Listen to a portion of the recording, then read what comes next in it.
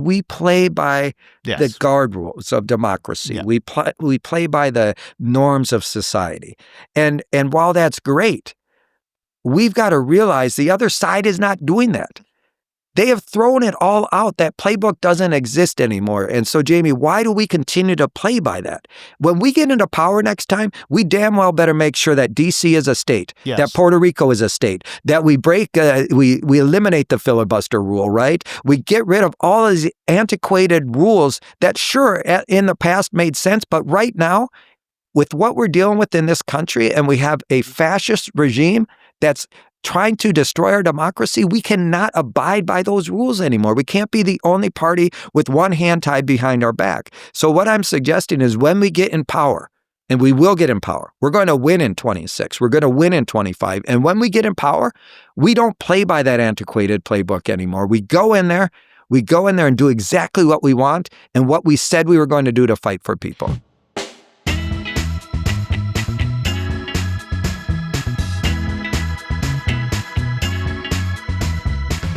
Hi, everyone. Welcome to At Our Table. I'm your host, Jamie Harrison, and I'm so thrilled that today our table is in Washington, D.C.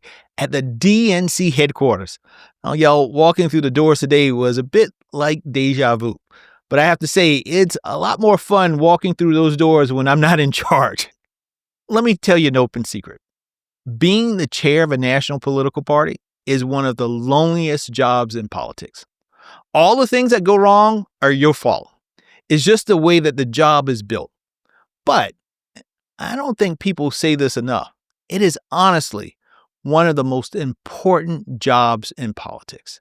And that's why I'm really excited to get the chance to sit down with my successor and my dear friend, the current DNC Chair, Ken Martin. Ken has been in the job 7 months. And if you listen to any news, you know it's been a roller coaster.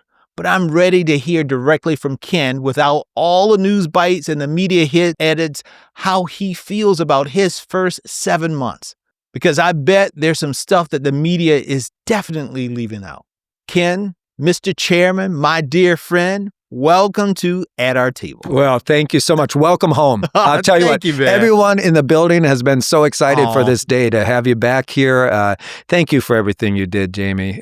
You've been such a great friend for so long, but, truly, when I came in, this building and this organization were strong as a result of what you left me was amazing. The first time ever coming out of a presidential race that the DNC had no debt, and that's because of your leadership. And I just want to, we've been friends for so long. Yeah. We came up together in politics. You came in right after I did as a state chair, and of course we served together in leadership with the ASDC and then as officers together under Chairman Perez. And then I was just really grateful to be able to serve under your leadership and guidance. And so welcome home. Well, thank you, my friend. I'm just so proud of what you did as chair. And we're, of course, each chair comes in with their own ideas, new ideas, of course, but we have a very strong party. And I remind folks of that because, you win elections, you lose elections, but how you really have to judge parties is not just on that, right, alone, but are we building infrastructure? Are we actually putting ourselves in a position to win up and down the ballot? And I think we are. And a big part of that is the work that you did to build a solid foundation. So thank you. You are very, very kind, Ken. And I just want you to know, man, we've been fast friends for, you were a state party chair maybe about a year or so before I became a state party chair. But I think part of the reason why we connected was because of the way that we grew up. I don't know if there's ever been two national party chairs who grew up the way that we did. Why don't you tell folks a little bit about how you grew up? Yeah, I mean, look, I'm the oldest son of a single mom. My mom had me when she was 15 years old. She, like a lot of single moms, just really struggled, right? She had 4 kids. She was a home cleaner. She did so many odd jobs just to provide, right? And, and she did an amazing job as a mom. She raised 4 great kids who all turned out and who are all contributing to their communities in different ways. My brother is a union carpenter. My sister is a nurse. My other sister is a teacher. And here I am, right? Never thought in a million years I'd be sitting in a chair like this, right? And having conversations with people like you and so many other political heroes and leaders. So, but I will say that for me, politics has always been personal, much like you. And we've had so many conversations about this, right? What it truly means. And I think you and I have seen people in this industry who sort of treat politics like a sport, right? We pat ourselves on the back when we win. We sort of put a check mark on the board and then we go home and, sort of forget about things. And that's not what this is about. At the end of the day, it's not, I didn't come here just to win elections. Of course, we have to win elections, Jamie, for all the reasons we know, right? But for me, it's about actually materially making a difference in people's lives, helping to change communities. And when I was a young boy, if it wasn't for, a community who gave a damn about 4 little kids, right, and a mom who was struggling, I truly don't know if I'd be here. And I know you have a similar story, right? And thankfully for your family, your grandparents, and others who sort of took you in, but also a community that didn't give up on you, right? That's what this party's about. That's the hope of this party. And the great thing and why it is so important, Ken, I believe, to have folks like you, folks like me, be in positions like this, to be the chair of the oldest political party in the world, right? The active political party in the world. It is because fighting for working people, fighting for the least of these in our society is not an academic exercise for you. Right. Yeah. This is, what it's like in order to struggle. You know what it's like in order to make ends meet because you saw it in terms of your own family. You see it in terms of relatives who may still be struggling right now in many of the communities that we grew up in. Yeah. Many times I hear people define the Democratic Party and then say that it's the party of elites. They don't know what the hell that they're talking about. Oh, I agree. But, here's the reality on that, Jamie. Unfortunately, that's how people feel right now. Yeah. Perceptions. That's true. People don't vote on policy or issues as much as we think. They vote on perceptions. They do feel like the Democratic Party has forgotten them. And that's something we have to reflect on because so many people, right, are voting against their economic self-interest. So many people who should be voting with the Democratic Party no longer feel like our party's fighting for them. But I will say this, one of my favorite quotes is from Congresswoman Ayanna Pressley, who said that those closest to pain should be closest to power. Amen. Not to suggest that you have to have had some, trauma in your life to be an effective leader. But I think that when you have lived experiences, right, when you grew up as you and I did, not knowing, where your next meal would come from or if you would have shelter above your head or, just growing up so poor and seeing others who had so much, right? Mm-hmm. The reality is you have a different perspective. You have a lived experience that shows you and tells you why this work is important. And it doesn't make me any better than anyone else just because I had struggle in my life, but I certainly know when I see people out there struggling what they're going through. Well, it also is a testament to, I think, what makes this nation so great and so beautiful is that, kids like us can end up being in positions like this to improve the conditions for other kids growing up the way that we did. That's right. Yeah.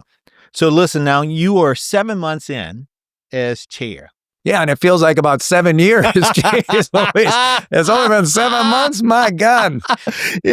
Ken, one of the things I think oftentimes for the presidency, there are pictures of what the president looked like before they became president and what they looked like after they were president. I know. I think maybe they should do that for DNC chairs. I know. Well, you look pretty damn good. So clearly, I told someone the first time I saw you, they said, "Oh, how's Jamie doing?" I said, "Oh my God, he looks so much better. The weight of the world is off his shoulders. It's amazing." And definitely, you need that.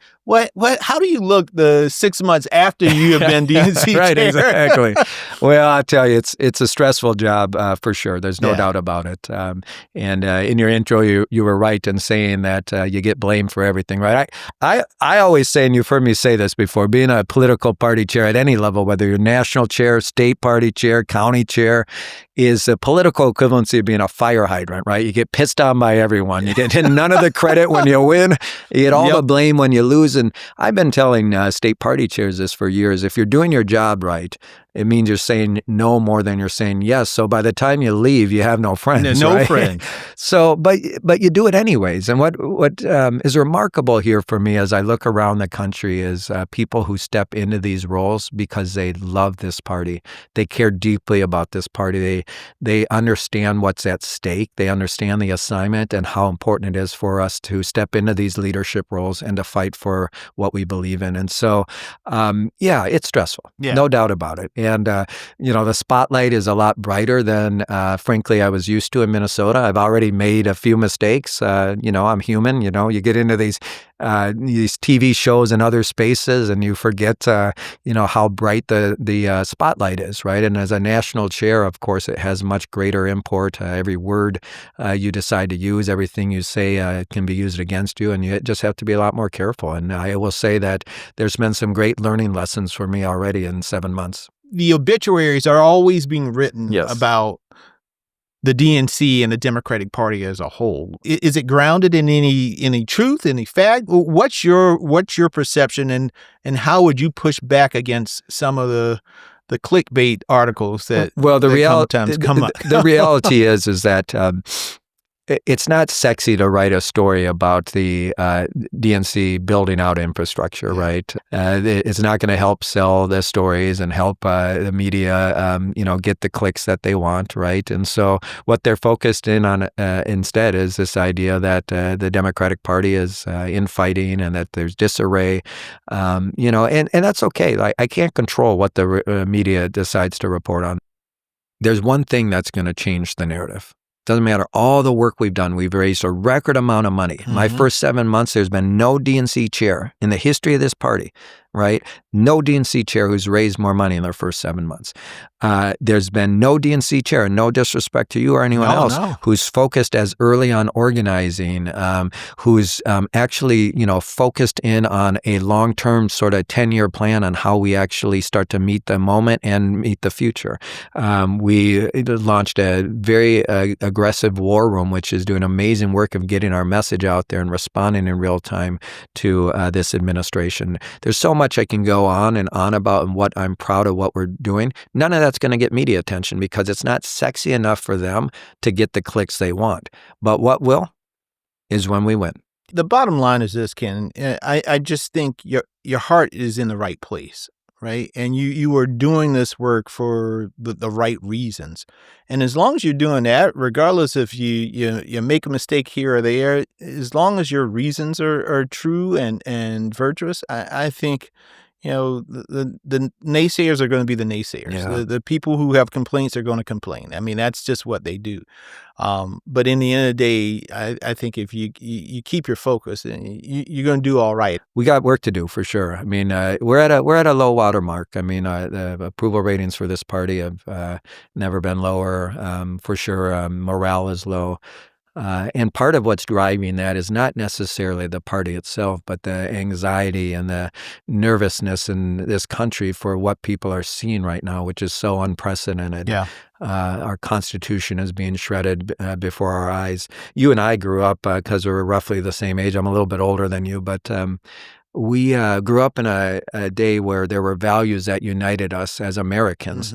It weren't Democratic values or Republican values, but values that were foundational to this country. Things like respect for our Constitution, the idea of due process and civil rights, the idea of separation of power and an independent judiciary, freedom of press and speech. You can go down the list. The idea that we would stand with our allies around the world and protect emerging democracies. All of these values, I think that were foundational and are foundational to who we are as Americans, have completely been shredded by this administration. All the norms and values of civil society that you were and I were raised with, the idea of not lying or cheating or stealing, treating your neighbors like you would want to be treated, right? The golden rule. All of this has been completely destroyed. So when people complain about the Democratic Party and people are angry about where we're at, I don't take it personally because I understand where it comes from. It's a deep, deep state of concern about where this nation is going and a hope that our party can be the solution to it, and it will be the solution to it. So trust me on this. I understand people's concerns right now, and I share them.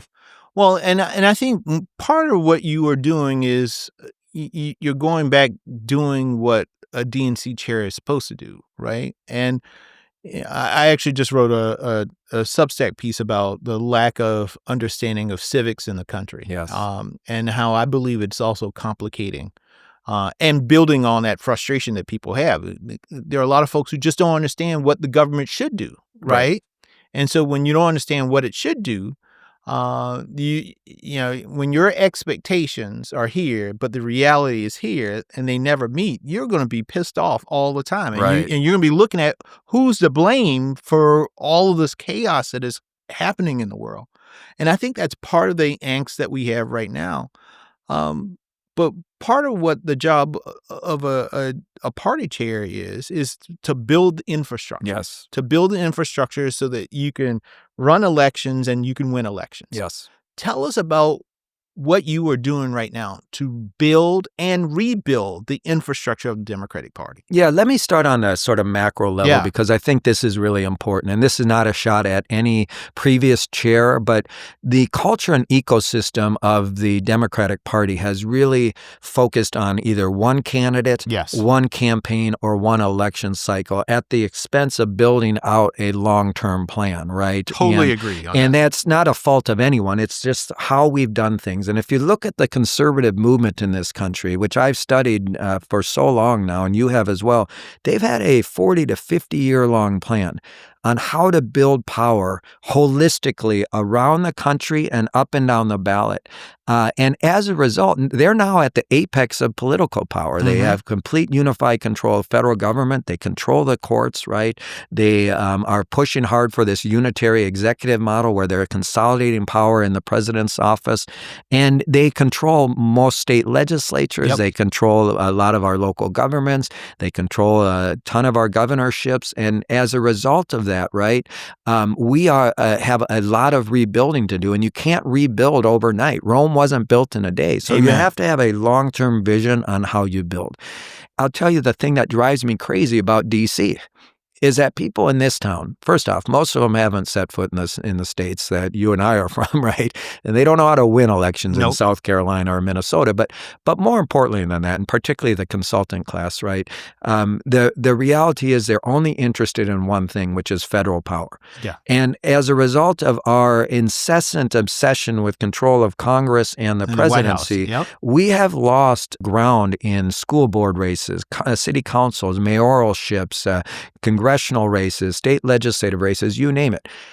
Our own indifference to school boards, as an example, has resulted in the conservative far right taking over some of the biggest school districts in this country where they're banning books, they're whitewashing history, they're attacking our kids. That's as much on them as it is on us. We can no longer be a party, Jamie, that's focused on 7 battleground states and a few targeted congressional seats at the expense of everything else. So what does this mean functionally for the DNC? So in 2000, I helped run Al Gore's campaign in Minnesota, and we had something like 20 battleground states that year. In 2004, I ran Senator Kerry's campaign in Minnesota, and we had, I think, around 16 battleground states. We're now down to 7 battleground states. And what that functionally means is that the largesse of our investment goes to those 7 battlegrounds. The collective ecosystem spent $10 billion last year. Now the party, the DNC and the campaign spent about $2.5 billion of that 10, right? But almost all of it went into 7 battleground states, meaning we're ignoring 43 other states. And if we keep doing that, we're going to continue to lose. We might win an election, but we won't win the future. That's exactly right. We have to have a long-term vision. And so we're building out a majority party strategy to help us win in 25 and 26, but also win in 30 and 32. And why did 30 and 32 matter? There was a Brennan Center report that came out in December, Jamie, that showed that the 5 fastest growing states in the country right now in the South. Right. It's Tennessee, North Carolina, South Carolina, Georgia, and Texas. followed, by the way, by Florida. So 6 of the 10 fastest growing states in the country right now are all in the U.S. South. What does that mean? We can't ignore a South Carolina anymore. We can't ignore a Texas anymore. We have to realize that states like mine, Minnesota, Wisconsin, Michigan, Pennsylvania, New York, Rhode Island, and California will all lose electoral votes and congressional power to the U.S. South. And that means for folks to understand that on the presidential level, correct, that the calculus shifts. That's right. The way that we got to 270 votes these last few years won't be the same way that Democrat has to get to 270. Hey, I said this to someone the other day. The last blue wall election for president will be in 28. Yeah. The 2032 election will be the new, not the new South, but whatever we want to call it. It's going to run through the South. The presidency and control of the majorities in Congress will run through the South. So we can't wait 7 years to start making investments there. What we've got to understand, as I said, you got to build to win. You got to build to last. We have to. It's existential that we win in 25 and 26. For all the reasons we just talked about. Our democracy is truly on the line if we don't. But we can do that, win and build to win, while also building in the places that help us win in 30 and 32. So first is having a majority party strategy, really thinking through the infrastructure of how we actually win. And we've got to get out of the mindset of just one candidate, one campaign, or one election cycle, and realizing that our job at a party is different than the role of the DSCC and the DCCC and others. Right.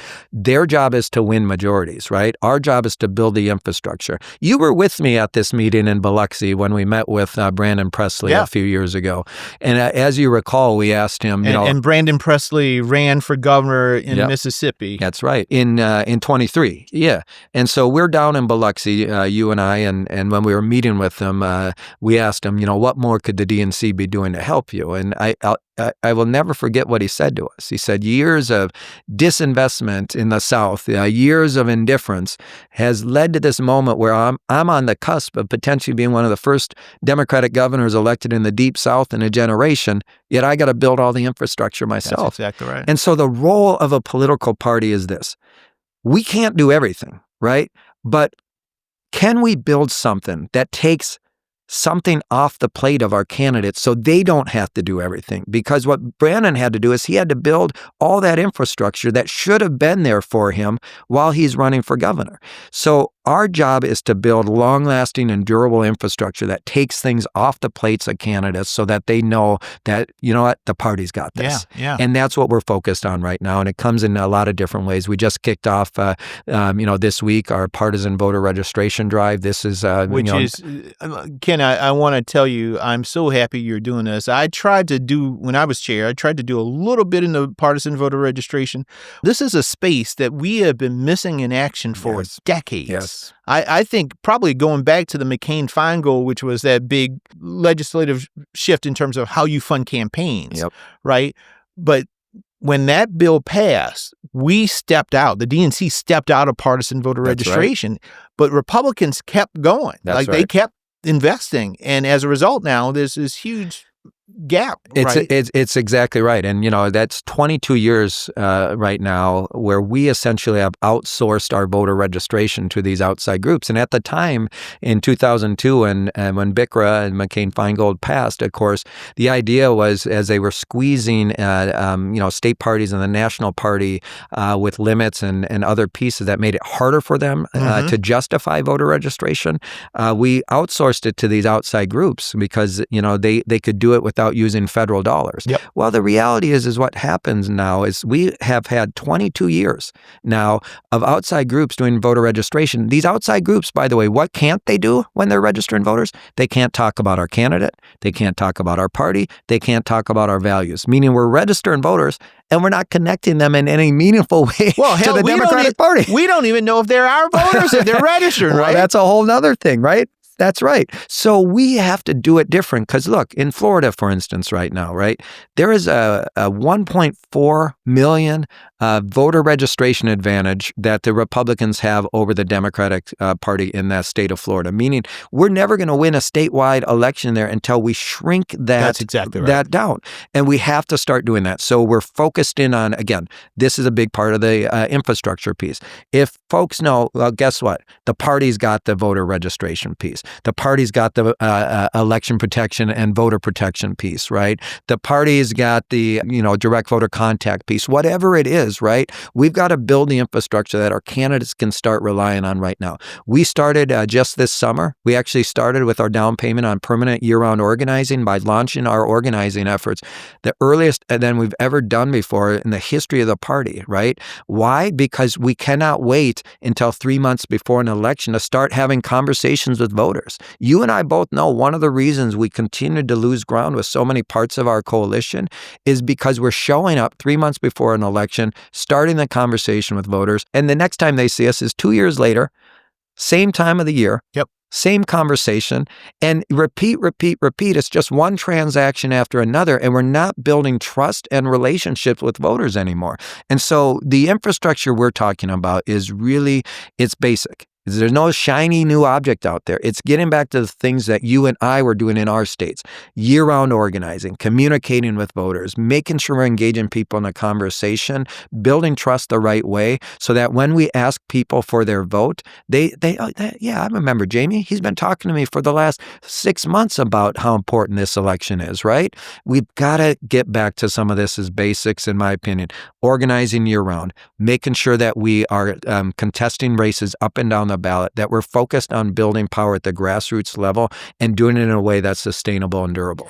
Ken, one of the biggest frustrations I had over the last 4 years on this year-round organizing effort is we did some of that in 22. Part of the reason why we beat back the big red wave in 22 is because in the battleground states, it was just the battleground states, we moved to a year-round organizing. Yes. So a year before the election in Pennsylvania and in Michigan and in Wisconsin, in Nevada, Arizona, and North Carolina, the DNC was the largest funder for the coordinated campaign effort. We put organizers on the ground in those areas. We sat at the coordinated tables. We hired a lot of the staff.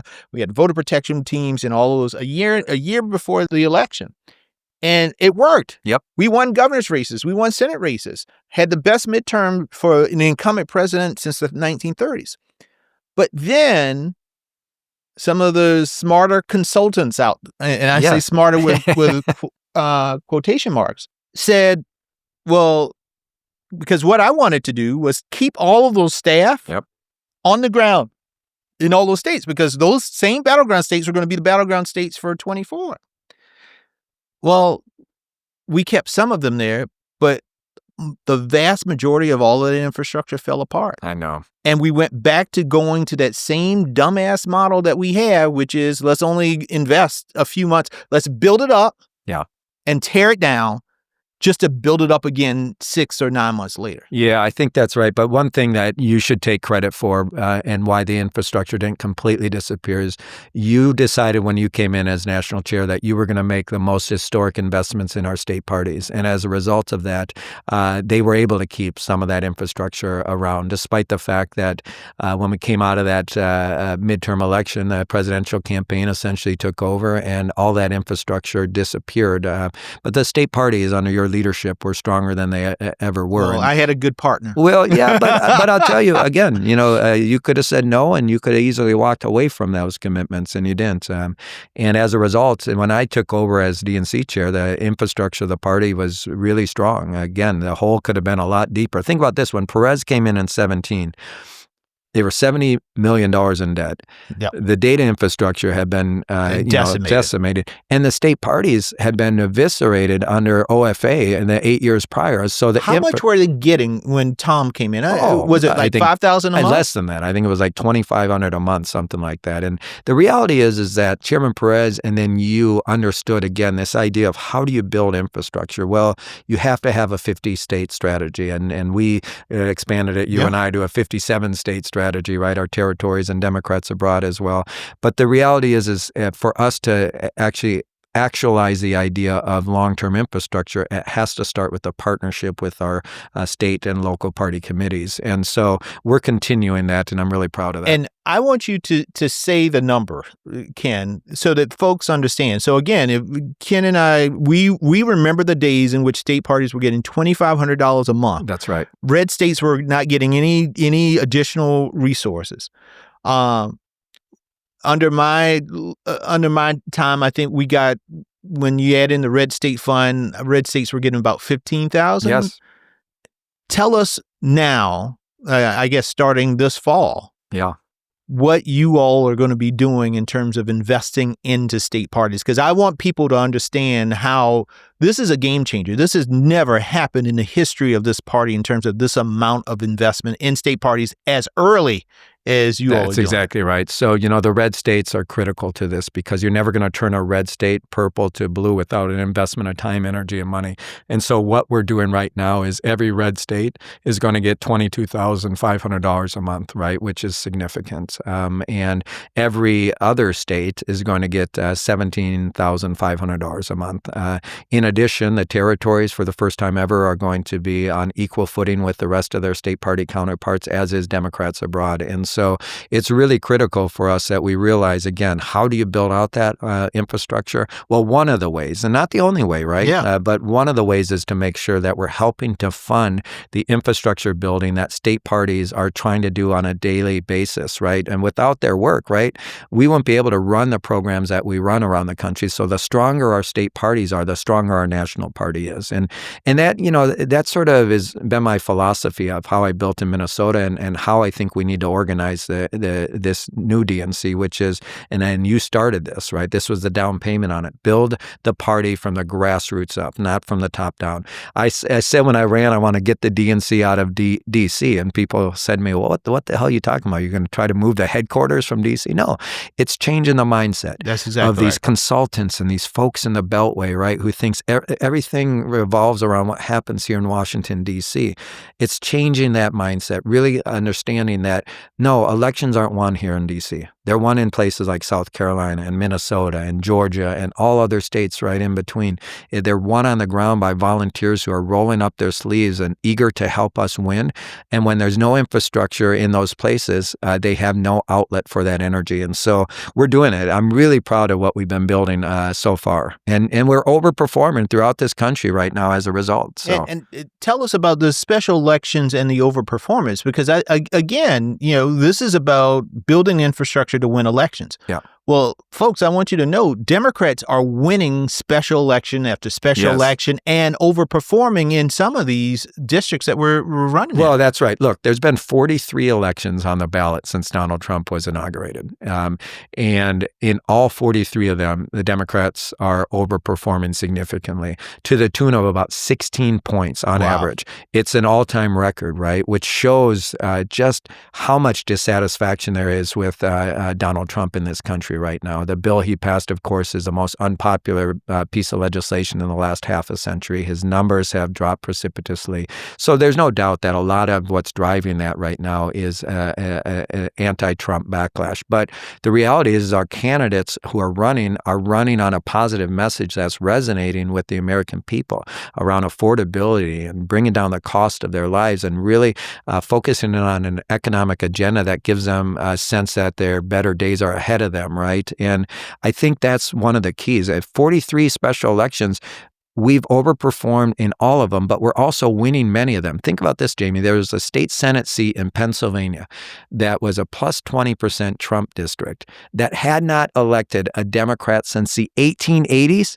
We flipped it since the 1880s. 1880s. Yes. And this was in Pennsylvania. Just a couple of weeks ago, we flipped a state Senate seat in Iowa that helped us break the Iowa Senate's supermajority, right? And we're winning seats like that all over the country. We beat the longest serving Republican mayor in Omaha, Nebraska, elected Mayor John Irwin, the first black mayor in their city's history. We are seeing victory after victory after victory. And it's not just because of Donald Trump and what's happening. Certainly that opens the door. But here's where I disagree with James Carville, right? And others out there who say, well, Democrats should just get out of the way and watch Donald Trump fail. That's not a strategy, right? Watching someone fail. Sure, his failure is presenting us an opportunity. What is the opportunity? The opportunity is to have conversations with people right now who are feeling dismayed, who are feeling like they're being left out and left behind. And if we have the right conversation with them and give them hope, then they will vote for our candidates. And that's what we're doing. That's why these candidates are winning, because they're giving them the alternative. They're showing them what could happen if you put Democrats back into office. And that's what we have to do. We have to resist Trump with every fiber of our being, but we also have to give people a sense of how we're going to actually improve their lives. I always say, Ken, that, the other side is the party of fear. They want to make you afraid of every damn thing, but our superpower is hope.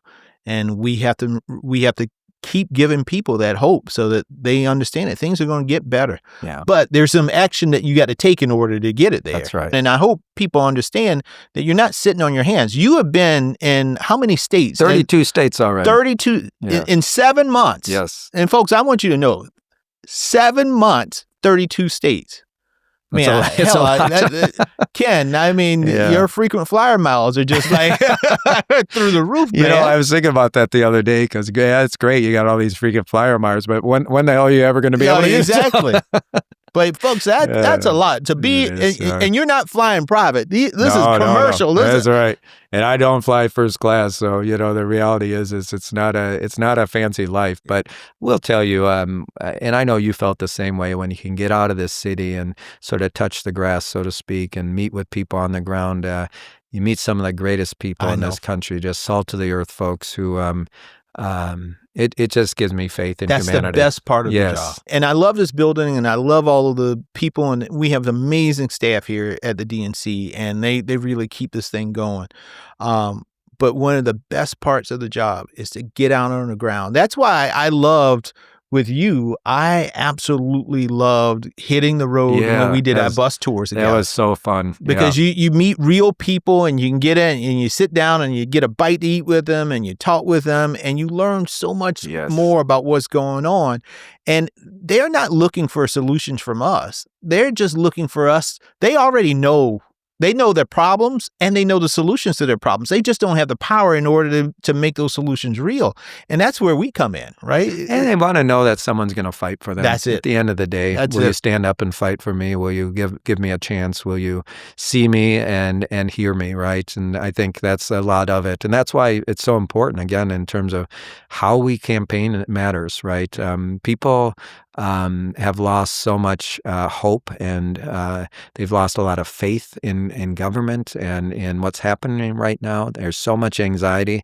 They just want some hope, and us showing up and being present, having conversations, and then showing them that we're going to actually stand up and fight for them. One of my old bosses, I know I talk about him a lot, but Paul Wellstone used to say that you should never separate the life you lead from the words you speak. Amen. And I think that's one of the biggest lessons for Democrats, and frankly for anyone right now, is don't just say you're going to do something, right? But actually do it. When you get into power, use the power you have to make the biggest difference you can. Remember why you're in this. Remember why you decided to run for office, or become a party chair, or decided to volunteer. Remember all those people out there who are relying on us right now to actually stand up and fight for them and their communities. And it's something I really appreciate about you, Jamie, because you and I, never forgot our whys. Yeah. And there's a lot of good people in politics, especially in our party, who continue to center what this is really about. Yeah. So, well, you got two big elections coming up before the 2026 midterms, New Jersey and Virginia. Yeah, well, and we got 100,000 local elections on the ballot as well, and then we have a critical Supreme Court races in Pennsylvania. I feel really good about our chances in all of them. Right now, of course, we've got terrific candidates in Virginia with Abigail Spanberger, who's running for governor, Jay Jones, who's running for attorney general, Ghazala Hashimi, who's running for lieutenant governor there, and of course, a number of assembly seats there in their House of Delegates candidates, great candidates running in Virginia. And so, and then, of course, we've got Mikey Sherrill in New Jersey. Yeah. She's doing a great job as well. Both of those races will be closer because, at the end of the day, these are not, especially Virginia, it's not a bright shade of blue yet, although it's headed in that direction. We need to do the work in both states. We can't take anything for granted. And my advice for anyone listening right now is don't believe the polls. Certainly right now we're ahead in both states, but we've got to get out there and work hard. And if we do the work these next, 7 weeks left or whatever is left now, I think we'll win there. In Pennsylvania, no one should sleep on what's happening there. 3 really critical Supreme Court races, and the same billionaires who tried to buy that seat in Wisconsin are investing a lot of money to try to flip those Supreme Court seats in the critical battleground of Pennsylvania. We know what and why they're spending that money, right? They're trying to buy the courts so they can control redistricting, they control what's happening in that state. We cannot allow them to do that. And then there's so many huge mayor's races and other races on the ballot this fall that we can't forget about. There's no such thing as an off year. And there's, right now it's critical for us to get out there and do the work. If we want to spring into 26 with momentum at our back, right, which we have, we got to win these races coming up.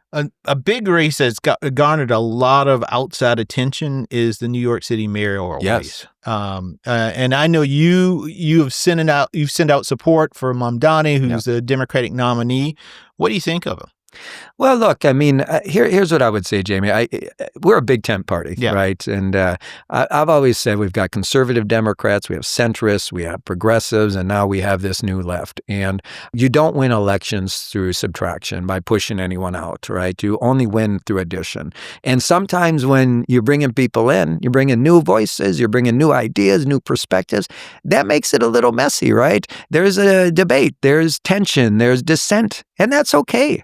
It truly is okay, right? I've always taken the position in my state in Minnesota that my job is not to pick winners or losers. My job is not to say there's only one way or one stripe of being a Democrat, right? There's many different ways to be a Democrat. But my job is to honor the will of the primary voters, the people who make those decisions, and then fight like hell for whoever our nominee is. And so, yes, I was one of the first people right after Mamdani won his primary to endorse him, and I was proud to do so. Sure, there's things that I disagree with him on, but that's true of many people, right, in the Democratic Party. And I'll just say this because I think this is a story worth telling. It just shows the beauty of the Democratic Party. 1948. You and I weren't born yet, but the convention in Philadelphia, the National Convention in Philadelphia, a young mayor of Minneapolis, 34 years at the time, brings a civil rights plank to the party platform committee. The DNC party platform committee votes the civil rights plank down. Votes it down. Yep. Now, undeterred, this mayor brings the minority report to the floor of the convention. He builds enough support through the week. He gets the support. He passes it. He gets up on that stage and he says, it's time for the Democratic Party to come out of the shadows of states' rights, march forthrightly towards the bright sunshine of human rights and civil rights. That plank passed. Our party became the party of civil rights. All those racist Dixiecrats got up and left our party forever, right? It would not have happened without new voices and others pushing our party to be better. In 1972 at the convention in Miami, it was feminists and women who led on an equal rights amendment and abortion rights. 2012, I was honored to be one of the authors of the plank that brought marriage equality into our party platform, right? Our party doesn't just ever grow or evolve on issues organically. It takes new voices, people pushing our party to be better on a whole host of issues. So how short-sighted would it be for me to say, we don't want you in the party. Yeah, I know better. We know better. We don't need your ideas or your energy or your perspective. I've always taken a very large view on this. The more, the merrier. Yeah. As long as we realize that when it requires us to come together as a party, we put our differences aside, we unify, and we focus on the goal of actually winning so we have power to get things done. I've always said this. No one should ever confuse, especially in the Democratic Party, unanimity with unity. Yes. We're not going to agree in this Big Tent party on a lot of things, but we are unified. Yeah. And I will tell you, I've never seen our party more unified in our goal to defeat Donald Trump and these Republicans based on what's happening in this country. Sometimes it's almost like nails on the chalkboard when somebody will come up to me and be like, I want to talk about messaging. Messaging. I think if we talk to every chair that's still living and pretty much anyone that has ever held a position like ours, they would say that's the number one thing we get asked. Yes. So Ken, tell me about messaging. Yeah. Do you control the message of the Democratic Party? No, but what I would say, it's important for us to understand we have a brand problem, right? Yes, I agree. We have to give people a sense of what we're fighting for. And I do think we need to bring greater alignment to the message frame about what we are and who we're fighting for. And let me give you a sense of what I think that message should be, right? I actually think the slogan of my old boss should be the slogan of the Democratic Party. We all do better when we all do better.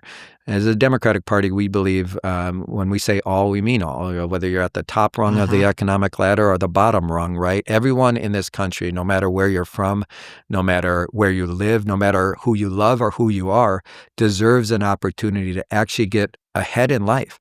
Not just get by, right? But get ahead in life.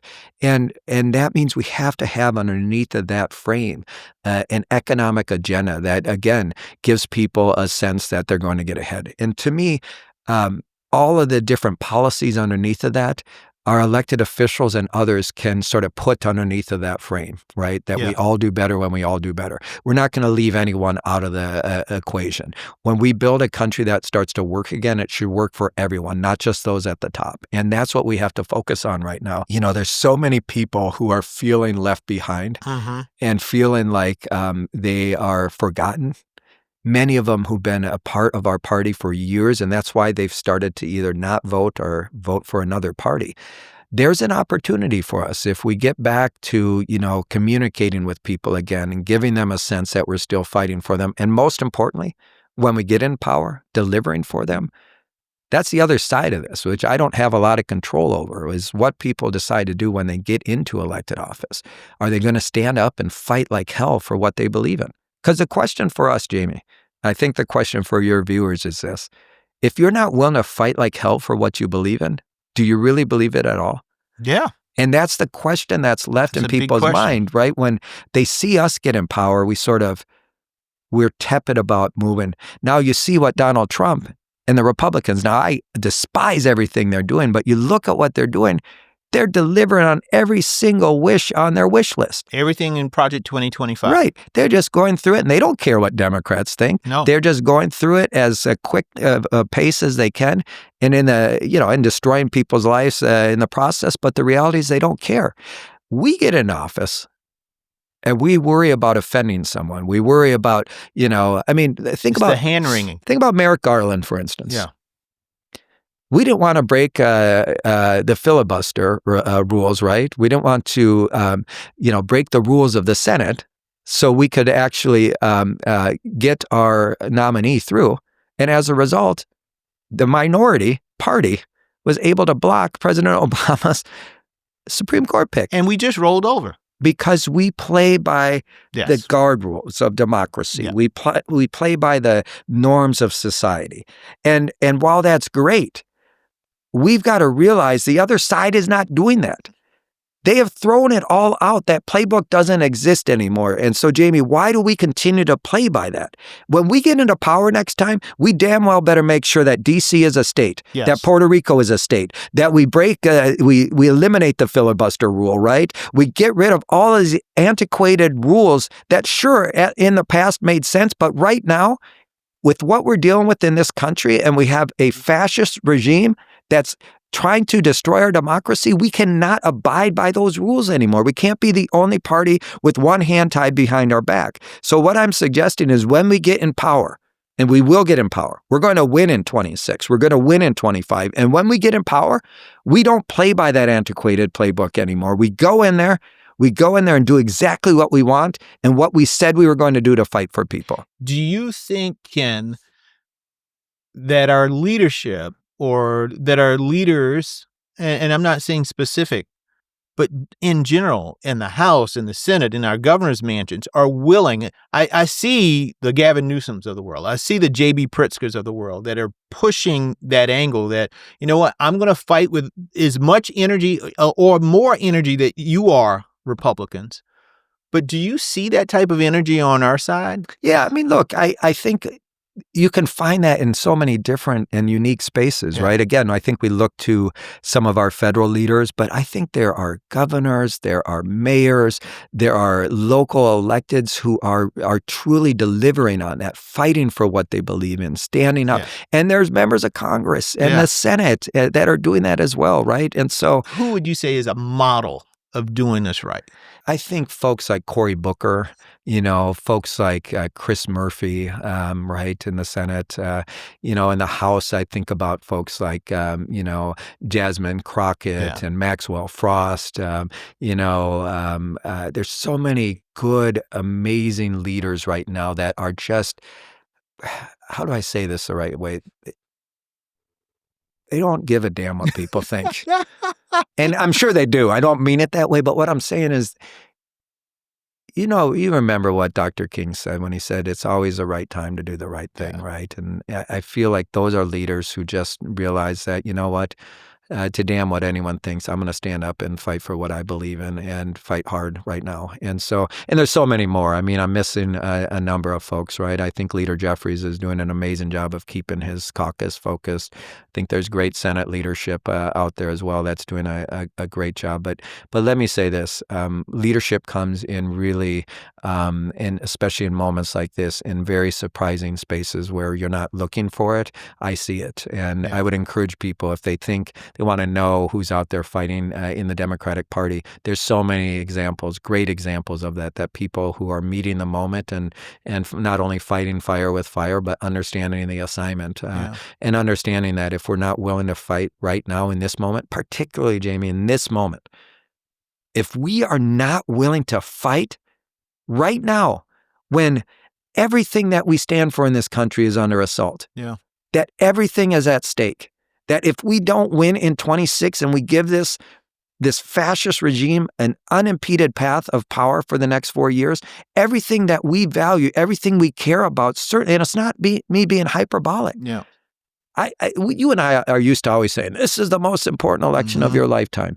I can't think of an election that I've ever been involved with where the stakes aren't higher than the 2026 elections. I agree. So if we're not going to do everything we can to win right now, what the hell are we doing? Yeah. Leadership is definitely something that is required to lead the fight, particularly to fight for the things that we believe in and our values. But leadership is also required to bring people together and to unite. I know that a few months ago, you lost a very dear friend of yours, the Minnesota Speaker Emerita of the House, Melissa Hortman, and her husband. We know that just recently there was the assassination, the murder of Charlie Kirk.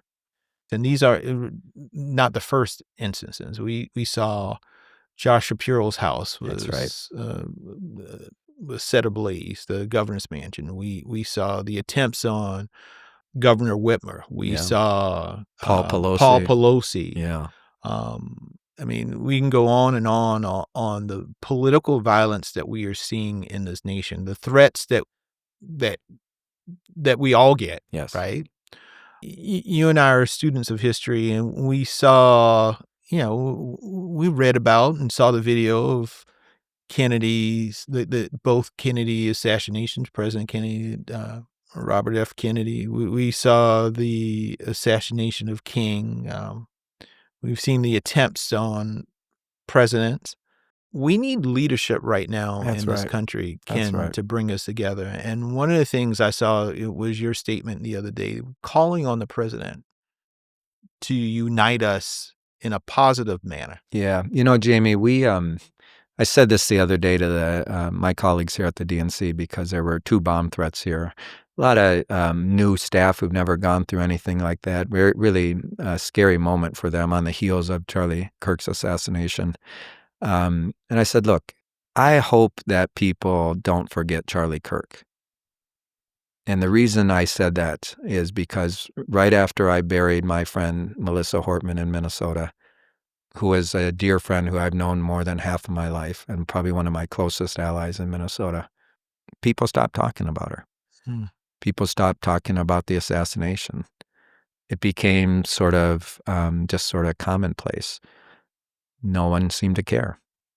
Have we become so desensitized to political violence that it's just okay now? In Charlie Kirk, despite any disagreements and differences of opinion he and I had, Charlie Kirk was a father. He was a young man. He didn't deserve to die because of his political beliefs any more than Melissa and Mark deserve to die. Yeah. And I believe it's really important right now. And so when I say we need to fight, of course, that's not, raise up your arms and go out and kill someone. No. Stand up and fight for what you believe in and use your voice and organize and get out there and talk to people and persuade voters, all those pieces, right? That's what fight is. Yeah. Fight is not taking a gun and murdering someone that has a difference of beliefs, right? And you and I, when we were coming up, there were tragedies. Yep. It's not as if political assassinations are a new thing. We've seen them. But the reality is we saw leaders in moments of tragedy who would bring us together, yep, who would calm the storm, who would remind us that we are Americans first and foremost, and despite whatever divisions we have, that we have to come together as a community, a broader community, put those differences aside, try to remind folks of who we are as a country. And while this is unfortunately who we've become, Jamie, but it doesn't mean it needs to be who we are. And what it requires in this moment is political leaders to stand up and denounce in all forms any sort of political violence. And instead, we have a president who is right now, instead of appealing to people's better angels, is actually pouring gasoline on the fire, is fueling this in a way that I don't know how it's going to end, and is quite alarming and scary for this nation. And who is that person right now who can bring us all together, who can call us to de-escalate and for everyone to take a deep breath and sit back and remember who we are and who we should be as Americans? I think it's really important right now. And I'll share, it's been really scary for my family the last few days, and it's true for a lot of political leaders, right? You went through this when you were chair. Yeah. I knew what I was getting into, Jamie. I truly did, but it is a very scary time in this country's history, and I certainly pray and hope that we don't see any more violence on either side. And my advice, and I'm just going to look at your listeners right now, is I don't care what your beliefs are. I don't care how strongly you feel that you disagree with others. It never should result in anyone standing up and taking violence into their own hands and actually killing someone or trying to kill someone. It's not the answer. We are a nation that should solve our differences at the ballot box, not with bullets. And I think, it's one of the things that has made us exceptional around the world, right? When you see this type of political violence in other nations, it's so commonplace. But in America, for years, it was a rarity. This cannot be an accepted course for this country. Every night I pray for our nation, Ken. I really do. And my prayers have been longer and more intense. Yeah. Because it is a scary time. Yeah. Talking with my wife, and I see the weight of the world on her and just the anxiety that she has about what type of nation are our boys growing up in. Yep. I love this nation with everything I have. Yes. Warts and all. Yes. Right? It is not perfect by any extent. Some of the tragic moments, tragedies that have been done, particularly to, my community. But despite it all, I still think it is a great nation. Yes. But that greatness is being threatened right now with this darkness that is just creeping in all directions, in all places, and challenging those things that have been fundamental to who we are or who we aspire to be. Yes. Again, we can all agree to disagree, and you can have fun with the disagreements, right? Yeah. You can spice it up, and but never should it come to anybody losing their lives. That's right. None of this stuff is that damn important. That's right. That you should take someone's life. Yeah, now, we see again in the days following, of course, now there's calls by this administration to round up political opponents. And, where this leads, I don't know, Jamie, but I would say to you and to all of your listeners that I want to tell them what I said to my colleagues on Friday. Yes, I'm nervous and I'm anxious for what's happening in this country, but I'm not afraid. Yeah, we can't. We have to remain hopeful. Yeah, and don't be afraid. Don't be afraid to stand up, to keep fighting for what you believe in. Don't be afraid to get out there and talk to your neighbors. Don't be afraid to keep organizing. In so many ways, what is happening right now in this country is meant and designed to have us actually cower into the corners because we're afraid to speak out, because we're afraid to stand up, because we're afraid that something might happen to us. Yeah. And I will just recount what someone said a few weeks ago when I was in Chicago standing with the Texas Democrats. Al Green got up and he reminded us about, this was on the 60th anniversary of the Voting Rights Act, John Lewis and those marchers on the Edmund Pettus Bridge, they knew what was on the other side. They knew exactly what was going to happen. They knew when they walked across that bridge that they were going to be attacked. They marched anyways. Yeah. So I'm not suggesting that we do anything foolish and put ourselves in harm's way, but we have to keep marching. We have to keep fighting. There's some other exciting things that you are working on. Something that you and I had talked a lot about when I was chair, and the rumors are going out that it might be something that we will actually see, which is a midterm convention. Yes. I so thought we could have done one in 2022, but again, we got the big nah. I know. But it looks like you may be thinking about doing one. Well, you gave me the idea. Yeah. We talked about it, and I was so excited. It was just a great idea. We haven't had one, as you know, Jamie, since a long time. 1982 was the last time we had one. 82. Yeah, and so the idea here is what we're going to do is it's going to be similar to like what the CPAC convention is, right? What they do with the conservative movement is they basically have a week-long convention where they showcase their values, their platform, their candidates at all levels, their hope, and do it in a with a media partner where they can really have the focus just be on their movement for a week.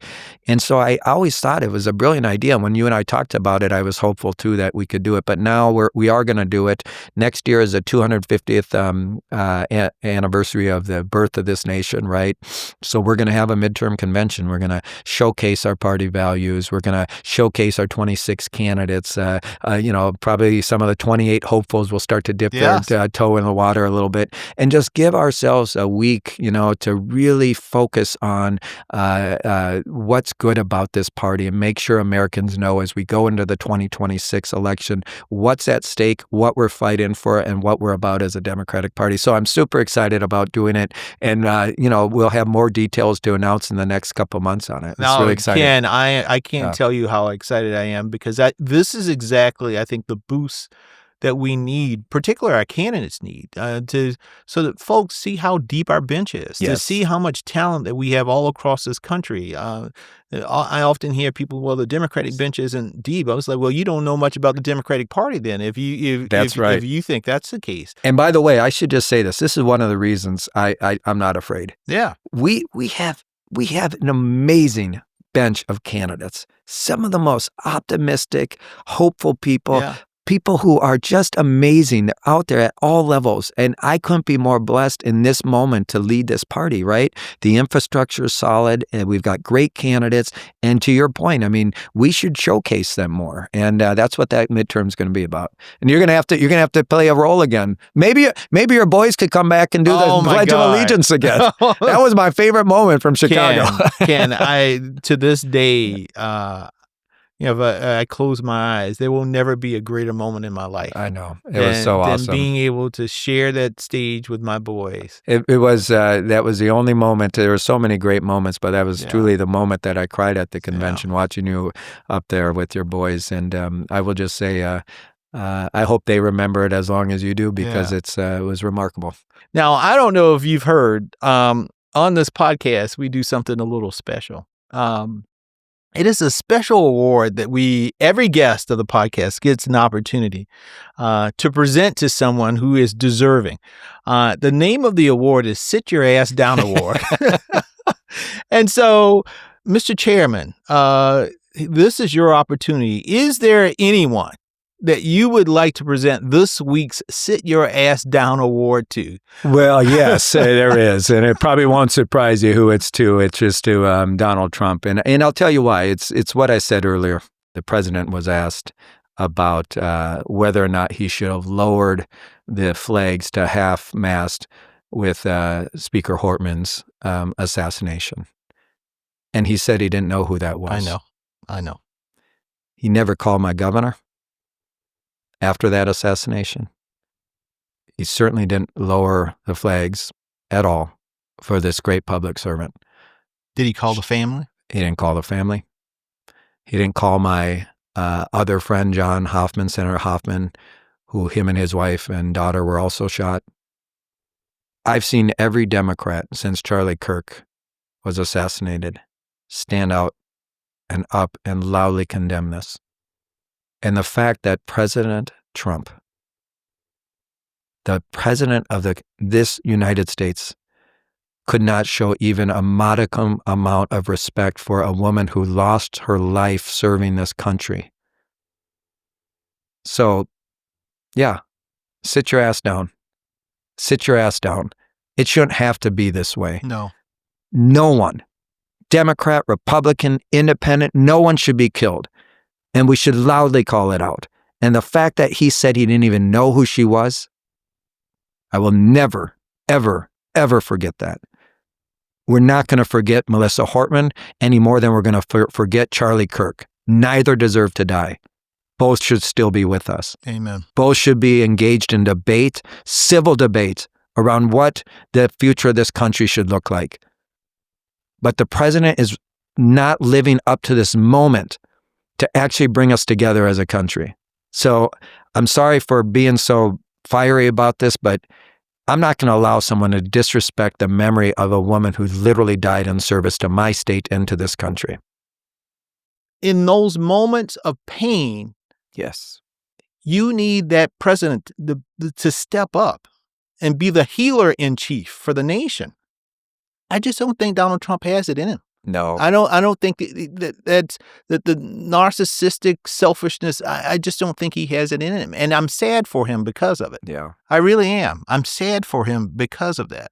Yeah, I think that's right, but it's just it's maddening to me right now to see leaders in any party trying to use this as an opportunity, right, to make some sort of broader statement. The statement that needs to be made is very simple. Political violence in any form is not acceptable. No one should be murdered for having a difference of opinion, period. There are a lot of people in this country right now who are gripped with fear, but at the same time want to hope. And they want to be a part of how we change the direction of the nation.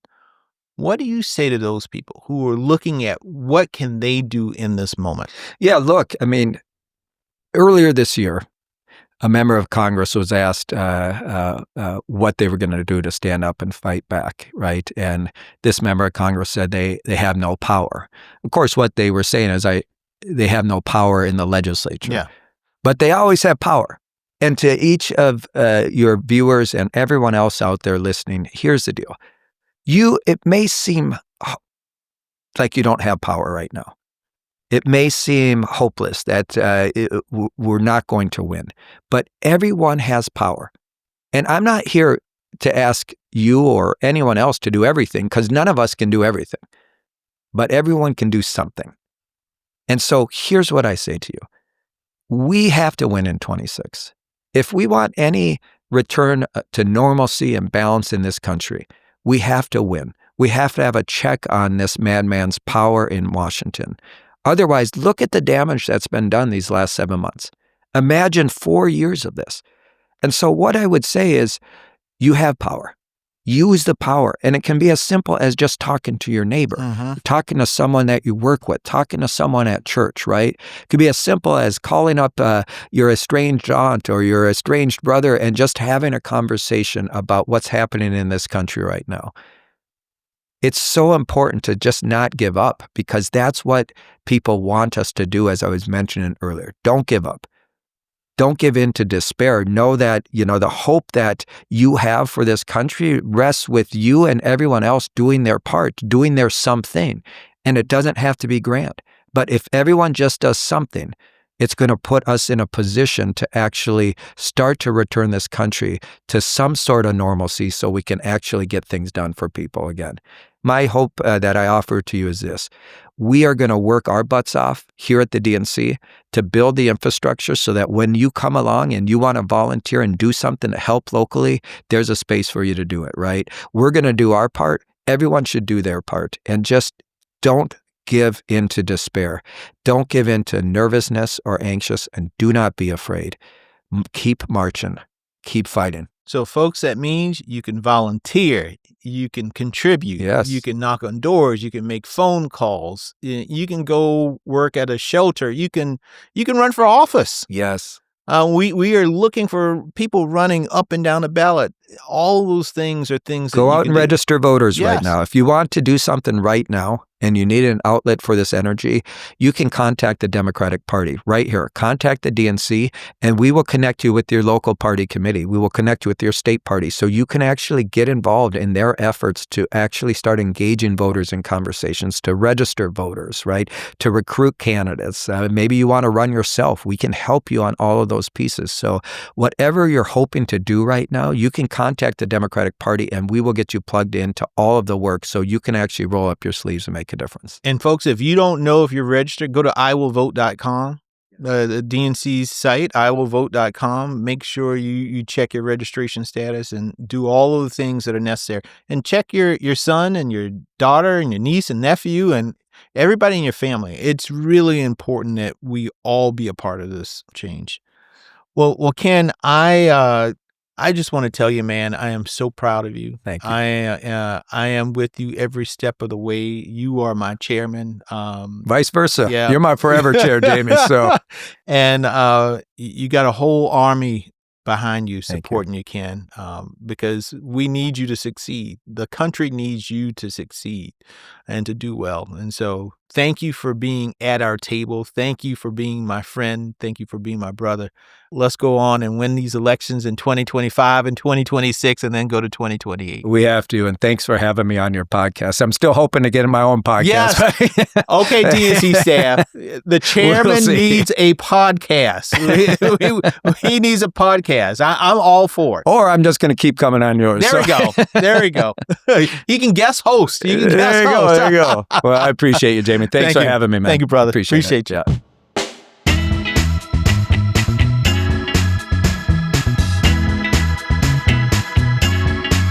If you enjoyed today's show, please be sure to like, subscribe, and share. Follow us on Apple Podcasts, YouTube, Spotify, or anywhere you find your podcast.